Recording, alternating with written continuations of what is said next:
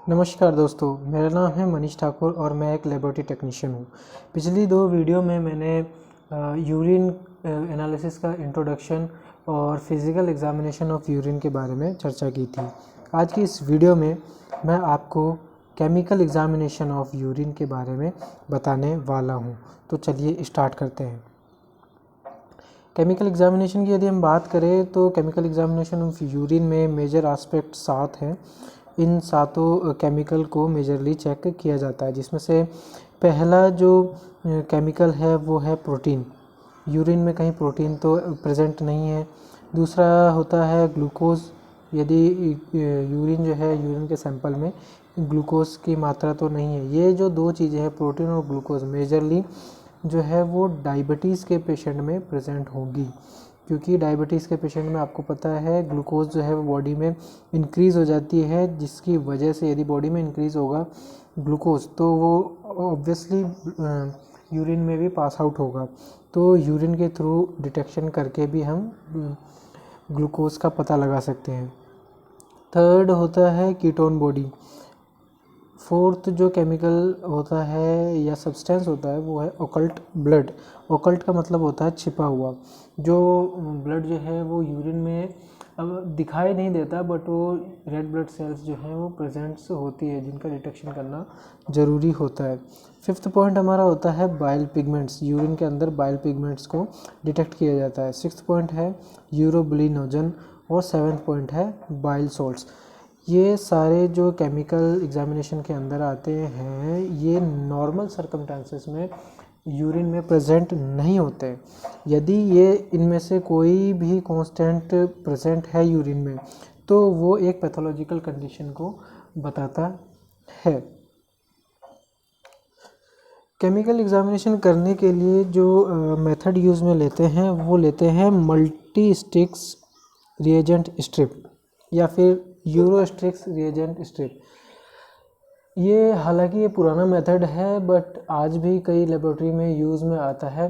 यदि हम advance method की बात करें तो उसमें एडवांस मशीनें यूरिन एनालिसिस के लिए काम में ली जाती है, बट पुराने मेथड की बात करें तो मल्टी स्ट्रिक्स रिएजेंट स्ट्रिप का यूज़ किया जाता है आज भी कई लेबोरेटरी में।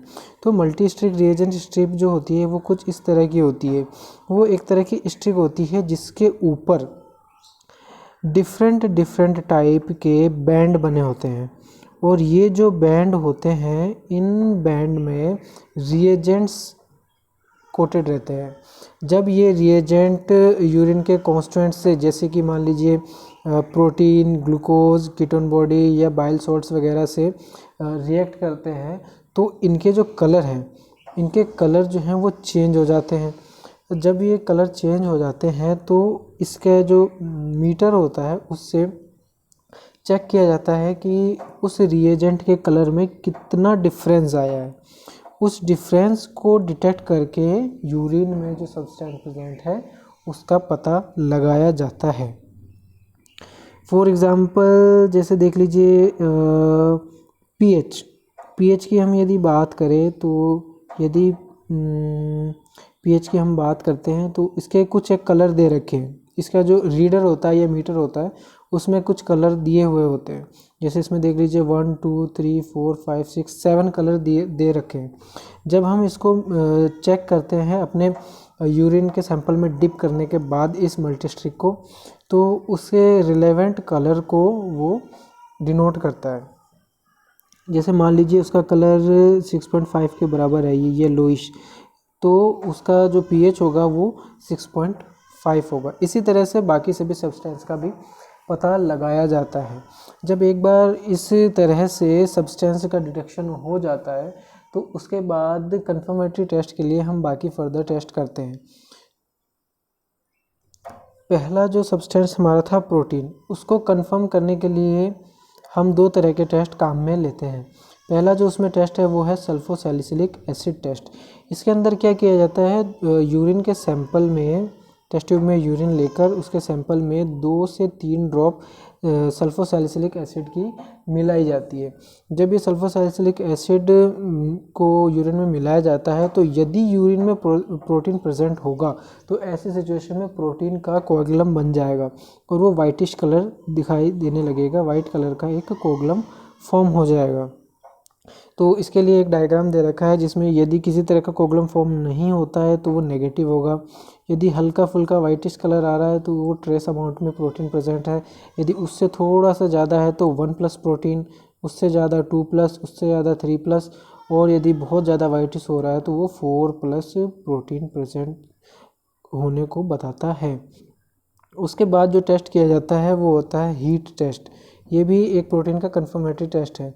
इसके लिए क्या किया जाता है, जो टेस्ट ट्यूब है उसके अंदर यूरिन को लिया जाता है और उसको हल्का सा टिल्ट करके उसको हीट दिया जाता है। जैसे आप डायग्राम में देख रहे हैं हीट दिया जा रहा है इसमें, क्योंकि यदि यूरिन के सैंपल में प्रोटीन प्रेजेंट होगा तो ऐसी सिचुएशन में होगा क्या कि जो प्रोटीन है वो हीट की वजह से डीनेचर्ड हो जाएगा, और जब वो डीनेचर्ड हो जाएगा तो वो एक तरह का कोएगुलम फॉर्म कर लेगा, जिसकी वजह से हमें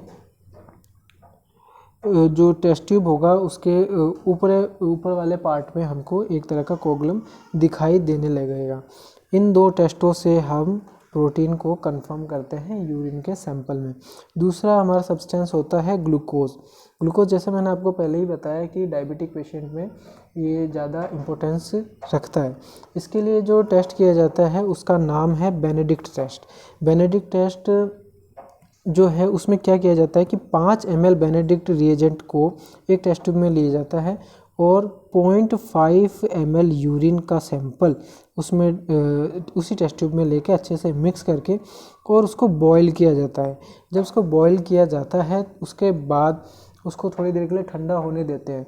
तो उसके ठंडा होने के बाद हमें उस टेस्ट ट्यूब में कलर दिखाई देते हैं। यदि वो ब्लू कलर का हो, यदि टेस्ट ट्यूब में जो रिएजेंट है उसका कलर ब्लू हो, तो ऐसी कंडीशन में ग्लूकोज जो है वो यूरिन सैंपल में प्रेजेंट नहीं था। यदि थोड़ा सा हल्का सा ग्रीनिश हो तो उस कंडीशन में ट्रेस अमाउंट में ग्लूकोज प्रेजेंट होगा, और यदि ग्रीन कलर आ जाए तो उसको हम प्लस से डिनोट करेंगे, प्लस ग्लूकोज प्रेजेंट होगा। और यदि येलो कलर आता है तो प्लस यानी 1.5 ग्राम पर डेसीलीटर तक हो सकता है, और ऑरेंज कलर हो तो 2 ग्राम डेसीलीटर प्लस 3 बार प्लस। और यदि रेड ब्रिक कलर आता है तो शुगर की मात्रा यूरिन सैंपल में बहुत ज़्यादा है, तो इसलिए इसको 4+ से डिनोट किया जाता है। थर्ड हमारा सब्सटेंस है वो है कीटोन बॉडीज़। कीटोन बॉडीज़ के डिटेक्शन के लिए रोथरास टेस्ट परफॉर्म किया जाता है। इसके अंदर क्या किया जाता है कि जो एक टेस्ट ट्यूब लेते हैं उसमें यूरिन का सैंपल लेते हैं, उसके बाद उसमें हम रोथरास पाउडर और अमोनियम हाइड्रोक्साइड अच्छे से मिक्स करते हैं। उसके बाद हम उसको कुछ समय के लिए छोड़ देते हैं। तो हमें यदि किसी तरह का कोई कलर की रिंग हमें नहीं दिखाई देती है तो उस सिचुएशन में कीटोन बॉडी जो है वो सैंपल में एब्सेंट होगा। बट यदि हमें पिंक पर्पल कलर की रिंग दिखाई देती है, जैसे कि इस डायग्राम में आपको दिखाई दे रहा है, तो ये कीटोन बॉडीज़ के प्रेजेंट होने को दर्शाता है। फोर्थ हमारा सब्सटेंस है ओकल्ट ब्लड। जैसे कि मैंने आपको पहले बताया, ओकल्ट मतलब हिडन, छुपा हुआ। ऐसी कंडीशन को डिटेक्ट करने के लिए क्या किया जाता है कि पिंच ऑफ बेंजीन पाउडर को एक चुटकी भर बेंजीन पाउडर लिया जाता है और यूरिन के एक टेस्ट ट्यूब लेते हैं, उसमें यूरिन का सैंपल ले लेते हैं, फिर उसमें pinch of benzene powder add करते हैं, फिर 2 से 3 ड्रॉप ग्लेशियल एसिटिक एसिड उसमें ऐड किया जाता है। उसके बाद 2 ml हाइड्रोजन पेरोक्साइड उस सैंपल में ऐड किया जाता है। फिर उसके बाद कुछ समय के लिए छोड़ दिया जाता है। इसके बाद हम जो टेस्ट ट्यूब है उसमें जो रिएजेंट्स है उसके कलर को डिटेक्ट करते हैं। कलर डिटेक्ट में यदि किसी तरह का कोई कलर चेंज नहीं हो रहा है तो उसमें ओकल्ट ब्लड नहीं होगा उस सैंपल में। बट यदि इसका कलर, इस सॉल्यूशन का कलर जो है वो ग्रीन हो जाता है, तो ऐसी कंडीशन में ट्रेस अमाउंट में ओकल्ट ब्लड सैंपल में प्रेजेंट होगा। और यदि उसका कलर डार्क ग्रीन हो जाता है तो प्लस से डिनोट करेंगे, मतलब अच्छी खासी अमाउंट में ओकल्ट ब्लड यूरिन सैंपल में प्रेजेंट है। और यदि उस सॉल्यूशन का कलर ग्रीनिश ब्लू हो जाएगा तो हम उसको प्लस प्लस से डिनोट करेंगे। और यदि ब्लू कलर हो जाता है तो ट्रिपल प्लस से, और डीप ब्लू कलर हो जाता है तो 4 बार प्लस से हम डिनोट करेंगे। इसका मतलब ये है कि उस सैंपल में ओकल्ट ब्लड जो है वो काफ़ी अच्छी खासी मात्रा में प्रेजेंट है। फिफ्थ जो पॉइंट है हमारा वो है बाइल पिगमेंट। बाइल पिगमेंट के डिटेक्शन के लिए क्या किया जाता है, एक टेस्ट ट्यूब ली जाती है, उसमें 3 से 4 ml तक यूरिन का सैंपल ले लिया जाता है। उसके बाद क्या किया जाता है, सेम अमाउंट में हम बेरियम क्लोराइड जो है वो उसमें मिक्स कर देते हैं। बेरियम क्लोराइड मिक्स करने के बाद उस सैंपल को हम सेंट्रीफ्यूज करते हैं। सेंट्रीफ्यूज जब हो जाता है तो हम एक कीप में फ़िल्टर पेपर लगा लेते हैं। फ़िल्टर पेपर लगाने के बाद हम क्या करते हैं, इसमें जो टेस्ट ट्यूब में जो सॉल्यूशन था उसको इसके थ्रू फ़िल्टर करते हैं। जब हम फ़िल्टर करते हैं तो उस फ़िल्टर को दूसरे टेस्ट ट्यूब में इकट्ठा कर लेते हैं। ऐसी कंडीशन में क्या करते हैं कि जैसे ही हमने इस टेस्ट ट्यूब के सॉल्यूशन को इस फ़िल्टर पेपर से फ़िल्टर किया तो इसमें जो भी प्रेसिपिटेट होगा वो फ़िल्टर पेपर पे जमा हो जाएगा और बाकी जो भी सॉल्यूशन होगा वो छन के इसमें आ जाएगा। अब जो ये सॉल्यूशन था इसके हम 2 पार्ट कर लेंगे। पहला पार्ट जो है वो बाइल पिगमेंट के लिए यूज़ में लेंगे और दूसरा पार्ट जो सुपरनेटेंट होगा उसको हम यूरोबिलिनोजन के डिटेक्शन के लिए काम में लेंगे, जिसकी चर्चा हम अभी थोड़ी देर बाद में करेंगे। तो इसमें हुआ क्या कि जो जैसे एक प्रेसिपिटेट था जो फिल्टर पेपर पे आ गया था, उसको हम जैसे मान लीजिए फ़िल्टर पेपर है उस पर ये प्रेसिपिटेट आ गया, तो इसमें हम क्या करेंगे, फ्यू ड्रॉप्स ऑफ फोशेट रिएजेंट जो है वो डालेंगे। फोशेट रिएजेंट की 1 से 2 ड्रॉप इस पर डालेंगे। तो जैसे हम इस पर 1 से 2 ड्रॉप डालेंगे तो यदि इसका कलर जो है वो एज इट इज़ रहा तो उस सॉल्यूशन में बाइल पिगमेंट एब्सेंट होंगे। बट यदि उसका कलर है, उस प्रेसिपिटेट का कलर ग्रीन हो जाता है तो ऐसी कंडीशन में बाइल पिगमेंट जो है वो प्रेजेंट होगा। कोई कलर चेंज नहीं होता तो बाइल पिगमेंट एब्सेंट है। बट यदि उसका कलर जो है, प्रेसिपिटेट का कलर जो है वो ग्रीन में चेंज हो जाता है तो उसमें बाइल पिगमेंट होगा। हमने जो लास्ट में जो फ़िल्टर पेपर से फ़िल्टर करने के बाद जो सॉल्यूशन रखा था उसका सुपरनेटेंट जो है उसको हम उस सुपरनेटेंट को क्या करेंगे, उस सुपरनेटेंट में हम 0.5 ml अर्लिक रिएजेंट को मिलाएंगे। अर्लिक रिएजेंट मिलाने के बाद हम देखेंगे यदि उस सॉल्यूशन का कलर पेल पिंक कलर हो जाता है, जैसे कि इसमें है डायग्राम में, ये देखिए पेल पिंक कलर है, सॉरी ये पेल पिंक कलर है, तो इसमें यूरोबिलिनोजन जो है वो प्रेजेंट होगा, ठीक है। और यदि कलर किसी तरह से चेंज नहीं होता है तो एब्सेंट होगा। यदि पेल पिंक कलर हो जाता है तो यूरोबिलिनोजन जो है वो प्रेजेंट होगा। बट यदि चेरी रेड कलर आ जाता है, जैसा कि इस डायग्राम में दे रखा है चेरी रेड कलर, तो यूरोबिलिनोजन जो है वो इंक्रीज्ड क्वांटिटी में प्रेजेंट होगा। इस तरह से हम हमारा 6th कॉन्स्टिट्यूएंट जो है यूरोबिलिनोजन को यूरिन के सैंपल में डिटेक्ट करते हैं। 7th हमारा जो सब्सटेंस है वो है बाइल पिगमेंट्स। इसके डिटेक्शन के लिए क्या किया जाता है, इसके डिटेक्शन के लिए हेज सरफेस टेंशन टेस्ट जो है उसको परफॉर्म किया जाता है। इस टेस्ट को परफॉर्म करने के लिए हम एक टेस्ट ट्यूब लेते हैं और उसमें यूरिन का सैंपल डाल देते हैं। यूरिन का सैंपल डालने के बाद हम उसके ऊपर सल्फ़र के पाउडर के पार्टिकल्स जो है वो इसमें स्प्रिंकल करते हैं।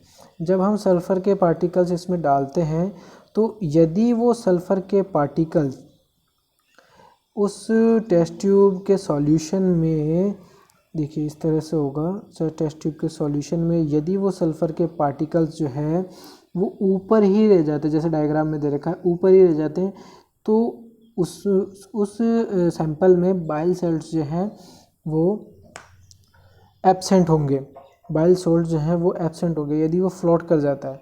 बट यदि जो सल्फ़र का पाउडर है उसके जो पार्टिकल्स हैं वो बॉटम में चले जाते हैं, जैसे कि इस डायग्राम में दे रखा है, वो यदि बॉटम में चले जाते हैं तो ये पॉजिटिव टेस्ट होगा। इसका मतलब ये है कि सल्फ़र पार्टिकल जो है यदि वो टेस्ट ट्यूब में नीचे तली में जा रहे हैं तो बाइल सॉल्ट जो हैं उस यूरिन के सैंपल में प्रेजेंट्स होंगे। आज की इस वीडियो में हमने सीखा कि केमिकल एग्जामिनेशन ऑफ यूरिन किस तरह से किया जाता है, जिसके मेजर 7 सब्सटेंस को डिटेक्ट करने के मेथड्स को हमने जाना। आने वाली वीडियो में हम यूरिन एनालिसिस के माइक्रोस्कोपिक एग्जामिनेशन की चर्चा करेंगे। आपने मुझे अपना इतना कीमती समय दिया, इसके लिए थैंक यू सो मच। और यदि आप इस चैनल पे नए हैं तो हमारे चैनल इजी MLT को सब्सक्राइब करें और लाइक करें, ताकि आपको मेडिकल लैब टेक्नोलॉजी से related videos free of cost मिल सकें।